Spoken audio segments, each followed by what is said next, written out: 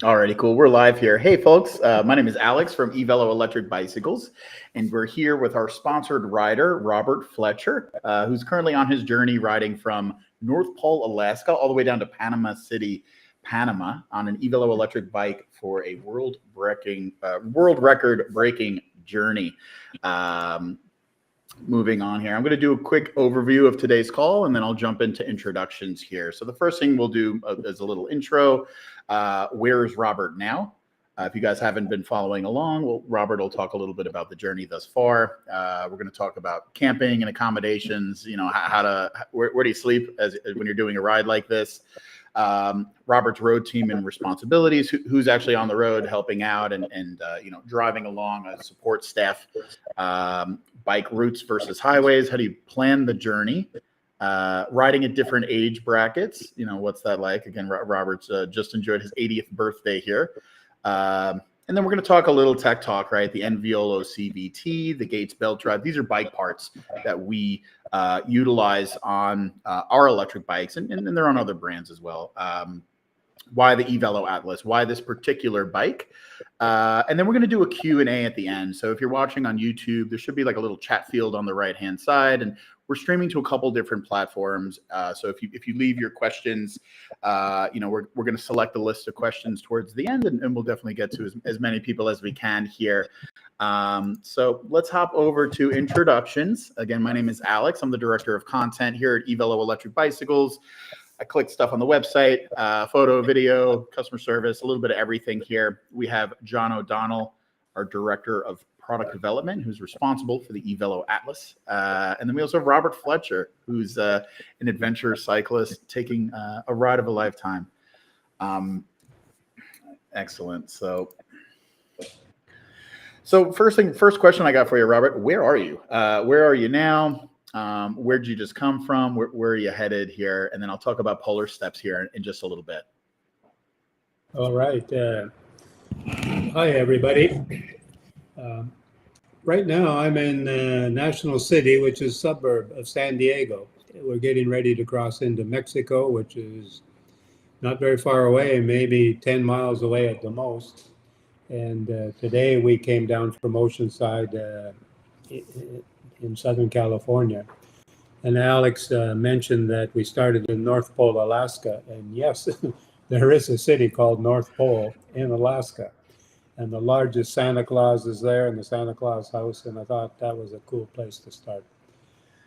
So we've traveled now 6,652 kilometers, which means that we're probably within 85 kilometers of reaching our halfway point, which will be somewhere just across the border in Tijuana. So that's where I am, and so happy to have finished segment 2. We've got 4 segments: the Northern Wilderness section that took us through Alaska, Yukon, and British Columbia, and then the Pacific Coast, which was all the way down from the state of Washington to Oregon and California, and then stage 3 is coming up, which is Mexico. So we're looking forward to that portion of it. Awesome.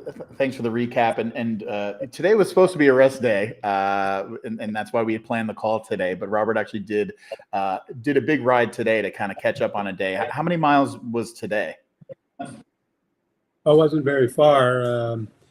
I think doing math, I think in kilometers, so I got to multiply a couple. That's fine. Yeah, no, you can miles. Do it in kilometers. Okay. Yeah, 50 miles, about 80 kilometers today. Nice.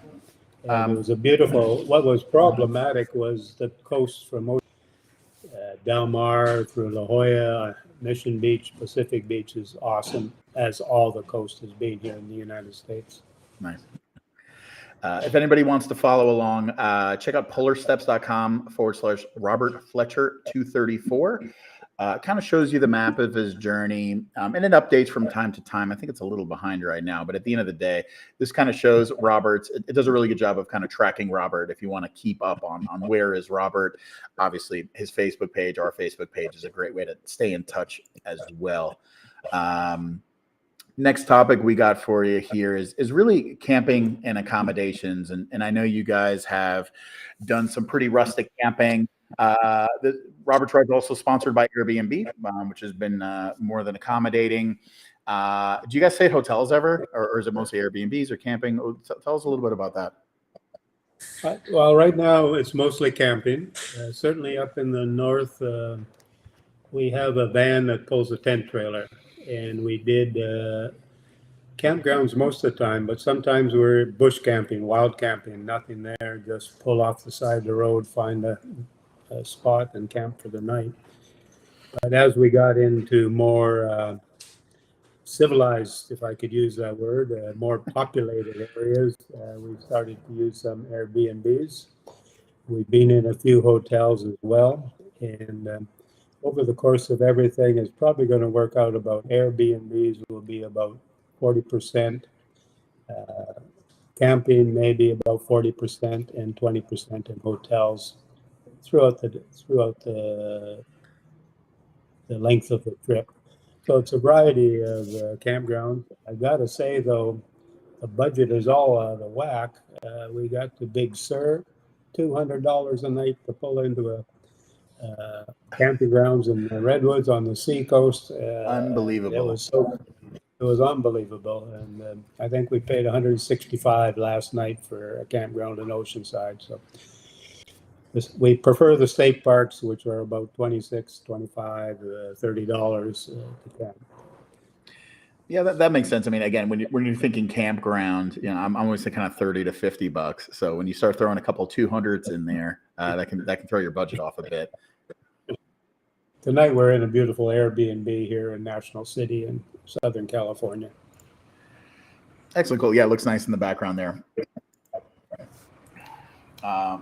Next topic is road team and responsibilities. And I know that you've had a number of awesome people that we've also communicated with on your teim. Obviously, we've helped you out with some bicycles and some other accessories and whatnot, but you're not doing it alone. So if you want to tell us a little bit about Wayne, about Yoda, and about the rest of the team here. Oh, my pleasure. We've got such a great team. I was so fortunate in having them apply, and I'm even more fortunate that I was smart enough to pick them. That we've got Yoda, and she's from Greece.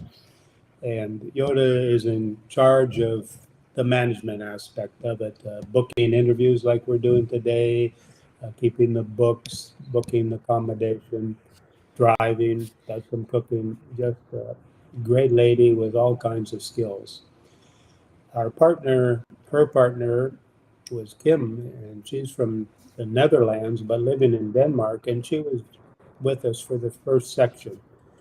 And that was because she has already done Panama from all the Seattle, all that. She had never done Alaska, Yukon, and British Columbia. So she joined the team for a short while, helped Yoda with her tasks, but also flew the drone and took marvelous photographs for the first section. The other one, Kyle, has joined us in Oregon. He joined us today for my 80th birthday.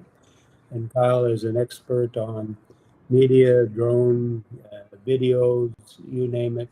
He's an expert at that. He's also, I found out, an excellent cook, adventure kind of person as well. Skydived 100 times, that kind of thing. All kinds of talent. And we have Joanna, who's going to join us tomorrow or the next day when we cross the border. Joanna's from Colombia. She's going to be our Spanish-speaking with a Mexican driver's license that will help us through different problems as we cross borders. She wasn't able to get a visa to enter the United States, so we had to delay her for 1 month until we got crossed into Tijuana.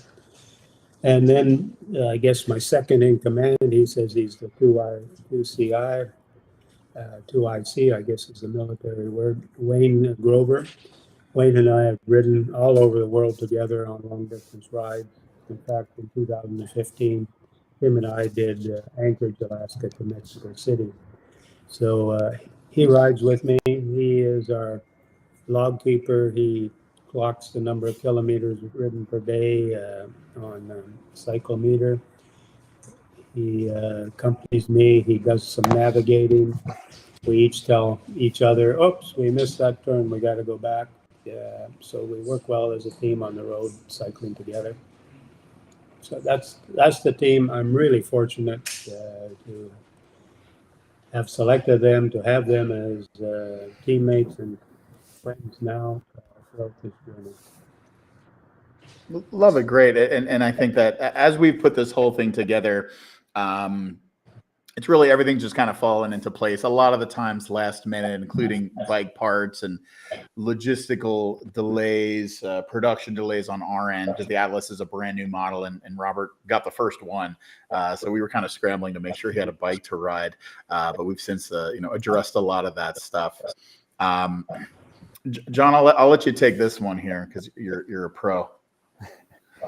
Sure. So, Robert, one of the things a lot of people are curious about is how you really determine the route as far as finding a safe place to ride, and how do you decide between bike routes, bike trails, highways, etc. How do you make the ultimate determination of where to actually ride? Well, when I sat down to plan this, and this was maybe a year and a half ago when I first started thinking about it and planning it. Because in 2015, Wayne and I had ridden from Anchorage to Mexico City, I wanted to do a different route as much as possible. I didn't want to repeat the same roads and bike routes and things that we did then. So I selected highways that took us through different parts of the continent. The Pacific coast of the United States was always on my bucket list. And what I did was I purchased the adventure cycling GPX files for the Pacific Coast ride that they do. So for that section, we followed their GPS tracks all the way. With a few for parts of Mexico, we had ridden down the Baja before and then crossed over by ferry. This time, we're going down the east side of the Sea of Cortez, which is brand new to us, and we're going to be navigating day by day there because there's very little data. But once we hit Mazatlan, we pick up the bike routes established by TDA Global Cycling. They do Arctic Circle ride to Panama, and we're going to follow their route from Mazatlan through Mexico down through Central America to Nicaragua. Then when we get to Nicaragua, I've ridden there many times in Costa Rica and Panama, so I'll just follow my own route into Panama City. Yeah, that's great. I'm actually going to jump ahead to one of the questions quickly, just because it ties into what you were just talking about. How was the Pacific Coast highway to ride on? Because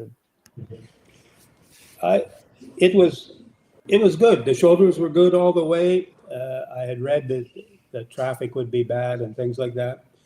But on the back of my bike, as you've seen in some of the photos, or you may see, I have Alaska to Panama in big black letters. And people will toot at me and wave at me and all the way. I think back to 2015, I remember having problems with Canadian and American drivers and their pickup trucks.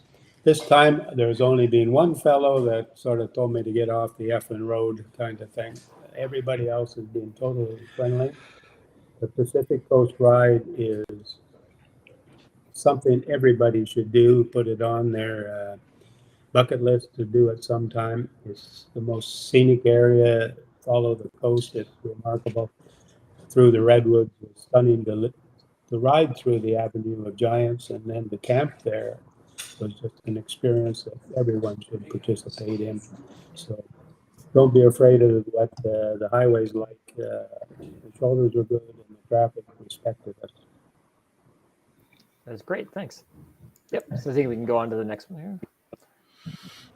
So next topic is kind of a big part of, you know, why you're doing this. Your 80th birthday, which I'm in my mid 30s, so I can't even quite imagine this. But tell us a little. And again, our customers here at EVELO generally kind of fall into the like 50 to 80 demographic. Some a bit older, some a bit younger, but that's kind of our bread and butter, and we really do our best to kind of to cater to that, and to really understand our customers, right? So I have a couple different things listed here. You know, what has changed, right? Going from riding in your 50s, all the way to riding in your 80s. You know, obviously you've ridden regular bicycles. I know you have experience with a number of different e-bikes, not just EVELO, right? When we first started communicating, you knew your stuff, right? You were able to kind of come in and say, I need this, and the other thing. You know, different types of e-bike systems, hub motors and mid-drive, and also like ergonomics, right? Like how do you make sure your back feels good, your knees, that sort of stuff. And then the last thing we'll ask you is what else do you do besides ride a bike to stay to be a young 80? Well, everybody tells me I'm more like a teenager than a senior citizen. It's kind of hard to say what's the difference between riding through those decades. As I mentioned earlier, my first bike packing ride with my wife through England and France in 1972. We're pretty young, and at that time the equipment was not as advanced as now. We had 10-speed bikes, 5 on the back and 2 on the front. The cluster was probably 1124 or something, so climbing hills gear was mostly canvas. It wasn't as sophisticated as it is now. You had the down tube shifters where you're reaching down, on yeah, down, right, yep. Both on that down tube, yeah, on my English bike. Nice. And very heavy. And at that time, with my wife riding on a road bike through France, they were so used to seeing women riding upright and skirts and a hat on and loaves of bread in the basket. So the men were cheering, you know, bravo for her as she came by. And I don't even think we had spandex in those days. And we had chamois in our pants, actually chamois rather than foam as we have now. Riding later on in the, I guess, 50s and 60s, I was on a road bike. Did most of the touring on the road bike, mostly supported. And then later on, I always had this, I'm never going to ride an electric bike. That's for old people, you know. I'm going to be riding my road bike until I'm 90. And then I did a trip from Amsterdam to Rome with a lot of friends a few years back. And I'm looking around one Saturday, Sunday, we're riding through the forest in Netherlands and Germany, and I see all the senior couples out together enjoying their time together. And I look, and they're all on e-bikes. And then another day, I'm going in up a big hill in Switzerland, and I hear somebody beside me, and there's a lady come whipping by me on her e-bike, and hi, goodbye, as she goes on. And I'm suffering as I'm climbing this pass in Switzerland. Another day, a lady comes by on an e-bike, and I'm going into a headwind in Italy at that time. And right behind her, her husband is on a road bike, drafting in behind her on her e-bike. And I kind of thought, well, there might be something to say about electronic bikes. Then I had a misfortune of having a bad crash and fractured my hip and broke 2 ribs and knocked myself out. And I was due for a tour in Germany, and I wasn't in shape, so I decided I'd rent an electric bike, and I did a solo 2-week tour in Germany for my first electric bike tour. Just 2 panniers on the back and a charger, and planned 100 kilometers per day, and I did 1,100 kilometers on an electric bike. Enjoyed it totally, and have never stopped touring on an electric bike since then. So please try electric bike, get out and do it. It's great for touring. It's just an excellent way to go. Yeah, I think it's Not sure amazing that too. Like, answers your question so Alex, but yeah. yeah, of course, of course. It's interesting. A lot of our customers, sometimes they start off a little, a little shy, right? Getting back into cycling. And then, we have a ton of success stories here, as far as people really just building up that confidence and really being able to do some serious mileage on this bike. And a lot of folks couldn't do that on a regular bike. So it's nice to be able to make the bikes that people can ride. Do you, are you interested in anything else besides cycling, or is it just bike or bust? Right now, it's pretty well bike or bust. Until that accident, I was golfing 3 times a week as well, but I haven't golfed since then.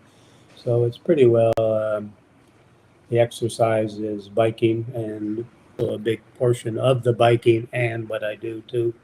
So Nice. I try and work the biking into the traveling, but sometimes I can travel without the bike.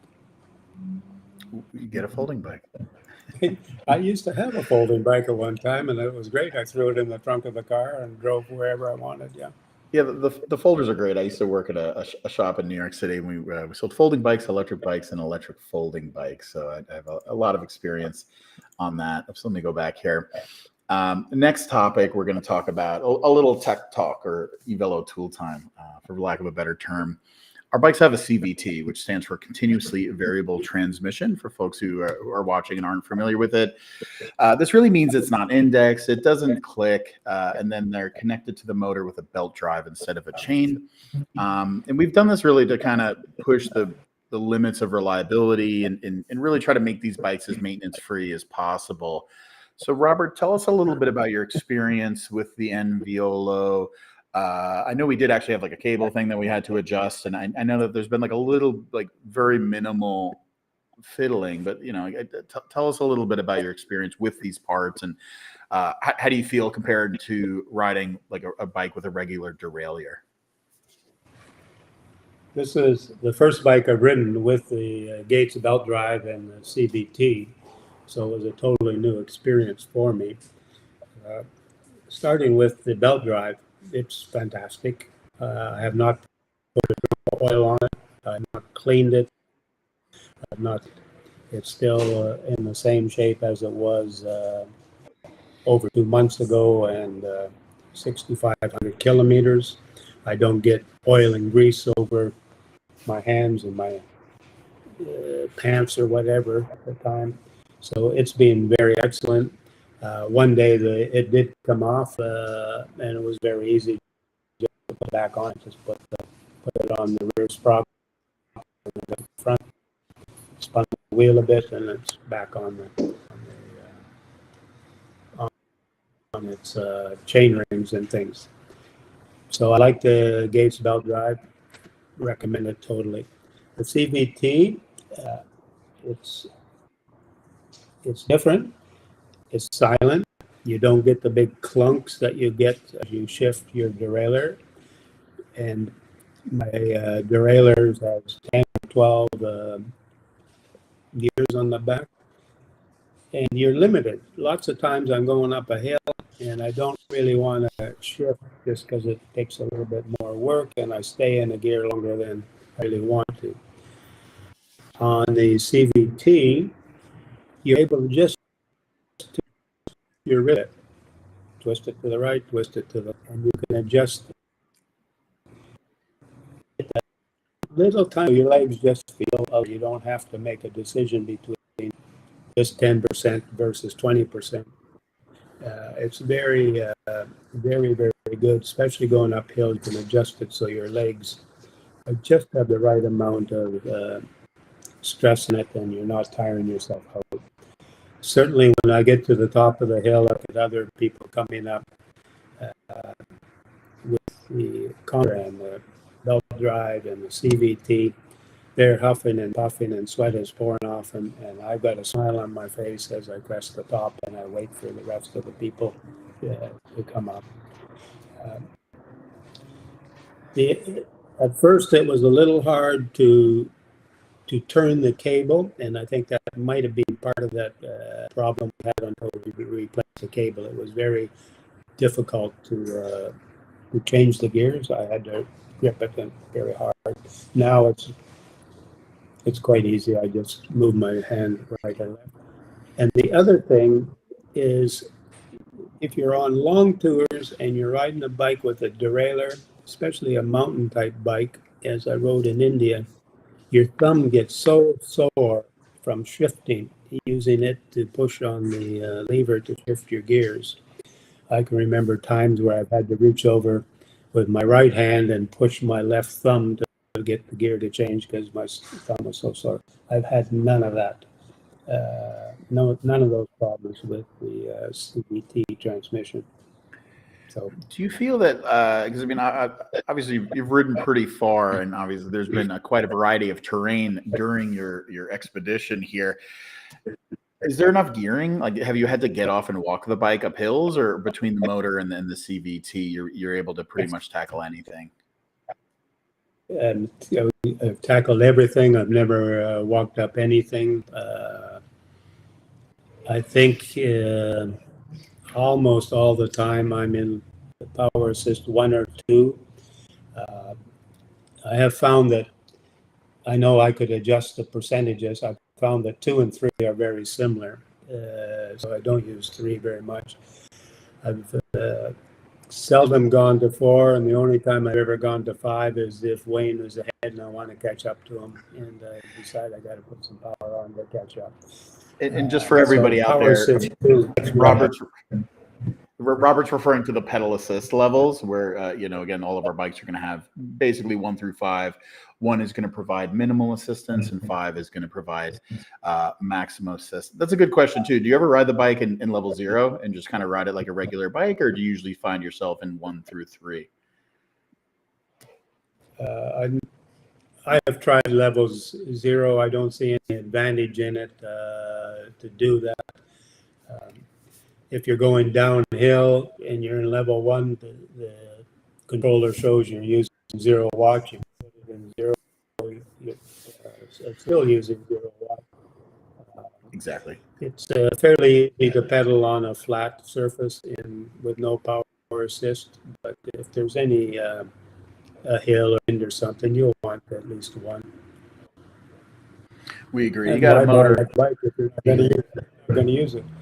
You'd be surprised how many people are determined to ride it with the motor off. But we agree with you, Robert. I think level 1 is a great place for most folks to hang out.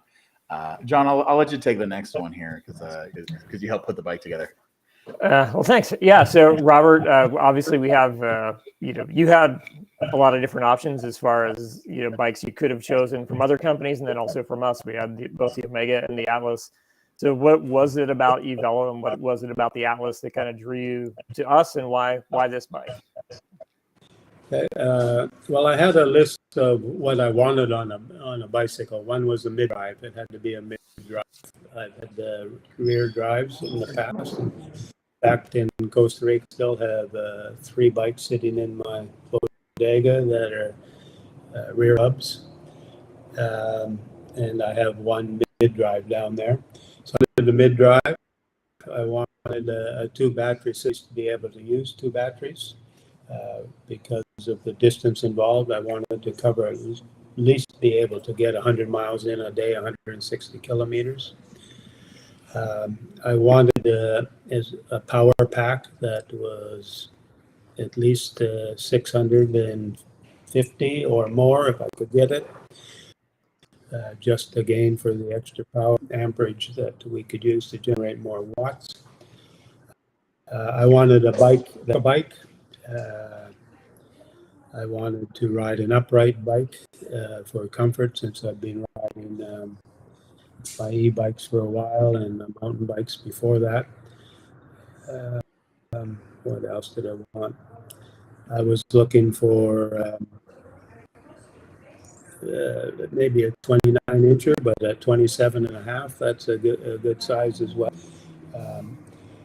At first, the 2.8 tires, I thought, they're going to be too wide on this bike. I was looking for a thinner tire, but the bike tires have taken me over all kinds of terrain. Although 95% of our riding is on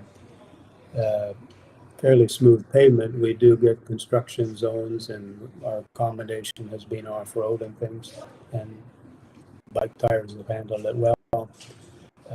I wanted decent components. I didn't want components that were going to rattle and fall off. So I wanted some decent components. And the shocks on this bike are very good. The travel that they have is excellent. So I've been happy with all the components that were generated. And the other thing was, when I was doing my research, I went to a number of Facebook groups, and I would read the comments that the owners had made. And the EVELO Facebook group had a lot of, well, almost all satisfied owners. You have a great reputation for service. Your guarantee, your guarantee, wow, how can they have this guarantee? And 4 years and 20,000 miles, no questions asked. How can you lose with a guarantee like that? And then as we started to talk with Alex and the rest of the team, and Graham at that time, I got the feeling that they were interested in promoting long distance bike touring on electric bikes as another option for all their customers and clients, not just a means of shopping or going to work each day. So I got the feeling they were interested in bicycle touring. Yeah, well, you know, it's interesting that you mentioned that, because our company actually started a little over 10 years ago with a cross-country tour with one of our co-founder, Boris, riding cross-country on an e-bike. And that was kind of the initial promotional event for the company. So now things are kind of coming full circle now with your tour. Oh, I so, forgot. Anything really surprise you about the bike? Well, I've ridden a lot of e-bikes. I rented them and then purchased them as well. The comfort level was very good. I mean, I've never had any problems with my hands, my shoulders, feet. Yes, I do get a sore butt, but that's not the bike's fault. I've had hundreds of bike seats over the years, and nothing's going to change that. But other bikes, I've got sore necks, sore hands, and things. I haven't had any of that. It's a very comfortable bike. It is very silent to run versus a chain going around your derailleur and things like that. I'm just surprised that it's such a good, nice bike to ride. Mm-hmm. Great. Well, thanks for the feedback. Alex, you want to go on to the next one? I meant to say back another thing that convinced me with EVELO was one day talking with Boris. He had already driven all the way to Panama, and he knew what was facing me. So we had that in common as well. Yeah, he'd done some overlanding in the past in the was it a Land Cruiser? I think I helped drive it back from Florida, but a little less pedaling on that trip. Cool. Yeah. So I think we have a number of questions here listed already. So the first thing I need to do is just kind of give out a shout out to some folks who have been chatting along here. Justin Scott, I got David Rodenheiser, Yoda. We see your comments here. Scott Anderson, Leo, thanks for chiming in. Happy to have you as a customer. Alexis and Tim, Sharpie Gal Pens, and Graham. Great to see you on the chat here. And then I have C-Bones 201.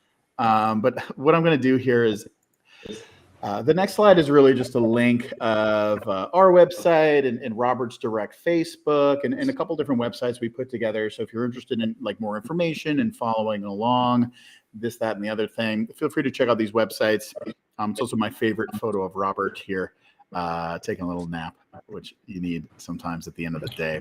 So first question I'm going to start out with, I have Leo Highland. And Robert, this one's for you. How many battery packs do you go through? How are you swapping batteries? Are you using both batteries? I know we actually had we had a battery issue at the beginning, which was actually just the wrong thing got plugged into the wrong thing, but we made do. Thank you for your patience on that. Yeah, tell us a little bit about how you're doing battery management and charging. Well, basically, it's 2 batteries for the day. Most days are around 100 kilometers. I think we're averaging 72 miles a day. So 2 batteries are quite sufficient. Don't need any more. At night, we charge if we have a power outlet in a campground or a hotel where we're staying, or Airbnb. If we don't, EVELO has given us a generator, and we put the generator on in the campground and run it. Takes about 3 hours with the charger that we have to charge a battery, so we get them charged overnight. Also, in the car, we have an inverter that I've used before in Costa Rica on my bike tours, where if the day is really long, like we had a couple of long days of over 100 miles in Alaska and Yukon, when we stop for lunch break, we just put the charger on and let the car run and charge it a little bit at that time. We can pick up another 25 kilometers. So two batteries is more than enough to get you a long way on your electric bike. And we knew we were going to be in situations where there was wilderness, so that's why we added the generator and the inverter, because we could not rely on always having a power outlet every night. And a lot of the state campgrounds, they don't supply electricity in their system. Had any problems? Right now, because our days of being down the coast a little bit shorter, Yoda comes up somewhere mid-afternoon and just swaps the battery out. So I've just been using one battery, and then we stick in another one just to make sure that I can finish the day. So there's been no problem with the battery. Excellent. That's really, really good to hear, because they're kind of an important part of this whole thing here. Next question I have for you from Scott Anderson. Have your bikes had any serious breakdowns? And I know we've had a couple tweaks here and there, but tell us a little bit about, like, has anything broken? Have you had any kind of serious things that stopped you and you're dead in your tracks, that kind of stuff? The only one was shifter cable. I guess it broke and it jammed, and I was going into Vancouver, and I was riding without the ability to change gears, and I went through my batteries very quickly, and I ended up staying beside the road and going around to 3 different houses before somebody let me plug in and charge the batteries that I had.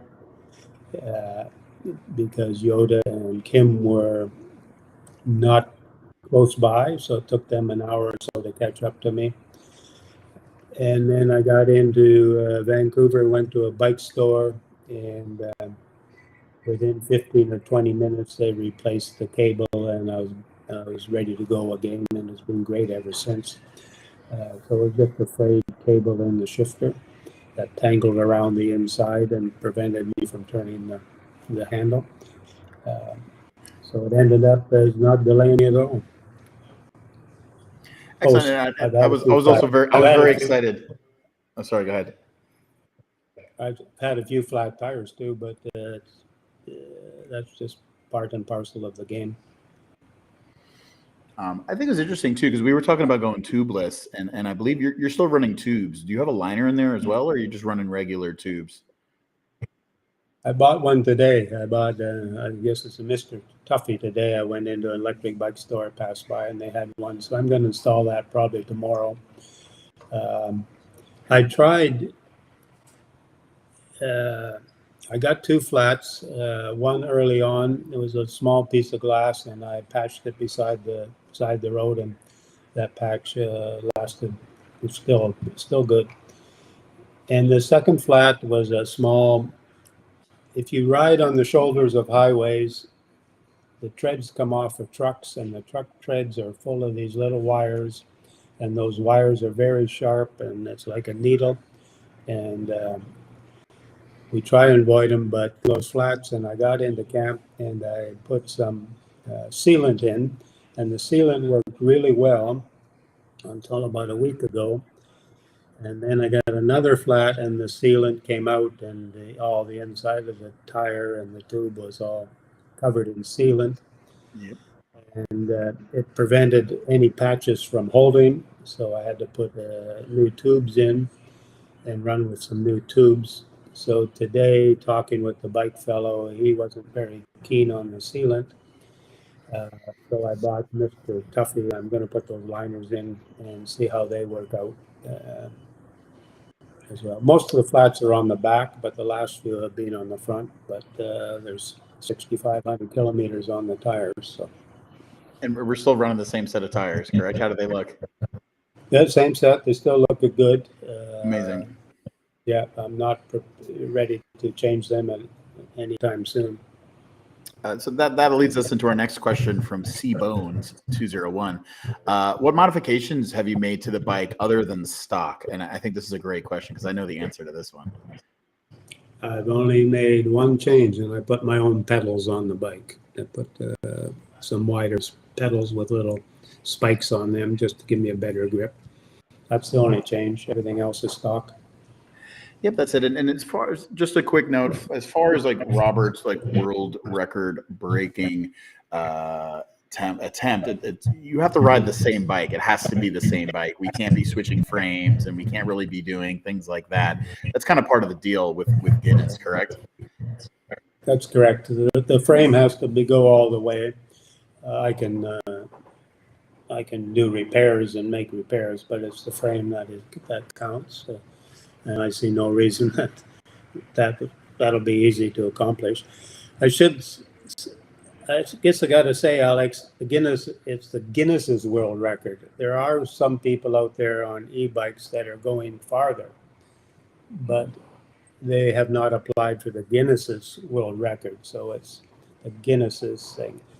I think there's some guy riding around the world. I know on Facebook people write me and say, well, you're doing a great job, but this guy is riding around the world on an electric bike with a solar truck. So we're after the Guinness's world record. Thanks for the clarification. It's something that we've actually kind of discussed internally too, and obviously that's super helpful. Thank you. Next question I have here from Graham McLaughlin. I believe he's up in Canada. What do you think about on longer rides? Like, what's going through your head? Do you listen to music? No, I'm not a music person, and I don't put on any music. I think about where we're going. I think about what we're seeing. I think about all kinds of things. Lots of people have asked me this question, thinking I got to start recording my thoughts during the day so I could be able to answer it. So, Graham, I can't give you a better answer than that. Lots of good ideas come to my head as I'm riding through on different days and things like that. For instance, this Guinness's record came about 6 months after I decided to do this project. It wasn't Guinness's record, now I got to get the bike or anything. It was my 80th birthday. I'm going to do this. Well, one day I'm out riding in Costa Rica, and I think, I wonder what Guinness's record is for the oldest guy who rode the longest distance or something. So I went home and looked in it and found that, yes, there was a category called the longest motorized bicycle ride. And at that time, it was 8,209.2 kilometers, which would have taken me to roughly Mazatlan, Mexico. But since then, another couple have broken that and set the new bar at 7,000 miles. So now I got to get to Guatemala to break their record. So you think about things, you get some ideas, and hopefully you can remember them when you get back to the house or the hotel or wherever at night. All right, cool. We got a couple more questions here. How come you didn't choose one of the bikes with the automatic? And that kind of refers to our Aurora Limited or the Omega. Obviously, you really wanted to focus on the Atlas. So what was your logic there? Well, a couple of things. I don't know much about the other bikes. We focused right on the Atlas right away, both from your end of it and my end for a touring type bike, and it looked like it fitted all my needs. I wanted a bike that was sturdy, that I didn't want a fat tire bike, I didn't want a fold-in bike, I didn't want a step-through bike, that kind of thing. So I thought of the Atlas. I think you guys thought of the Atlas, and that's how we ended up there. I kind of like what you said earlier too. You said I want a bike that looks like a bike, which I think has value as well, because some of these new electric bikes are pretty funky looking. Another question here for you from Leo. What was the toughest hill climb, and what was your maximum altitude so far? Oh, Leo, I'm not sure. I think the toughest climb, and there, right in an e-bike, there isn't a toughest climb. If I think back when I rode my road bikes and things, going over, it was very difficult. But the toughest climb for us, I think, was coming through into Pembroke on Highway 99, I think it is, in British Columbia. It was a long day of climbing, and we had something like a 15-kilometer downhill for the reward, but the downhill portion had slopes of 15%, and it was quite scary. So that climb up to go down that downhill in that section of British Columbia was probably the highest. Most of the roads in Canada and United States follow a lot of rivers, and a lot of gradients are in 6 to 8%. We've had a few in 12% gradients. I expect our hardest climbs are going to be in southern Mexico. I know that there's one day there with we've got to climb 2,500 meters in about 100 kilometers. So that's going to be a tough day in southern Mexico.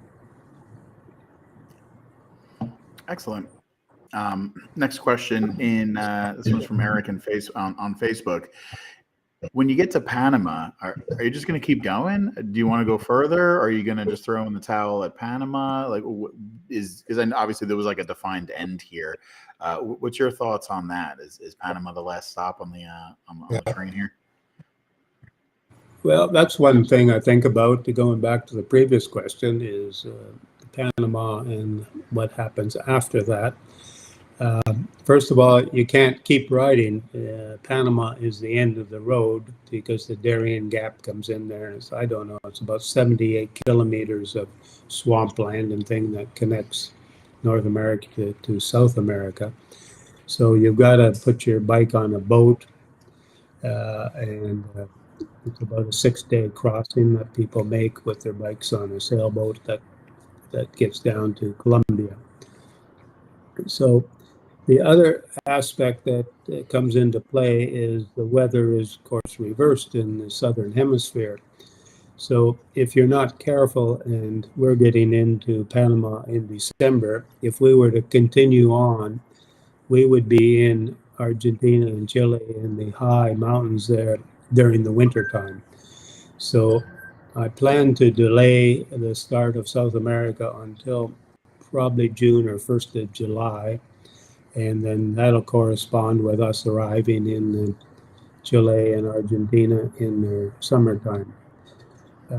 As a lot of people know, I am writing a book called Octogenarian Odyssey, trading the sofa for a bicycle seat.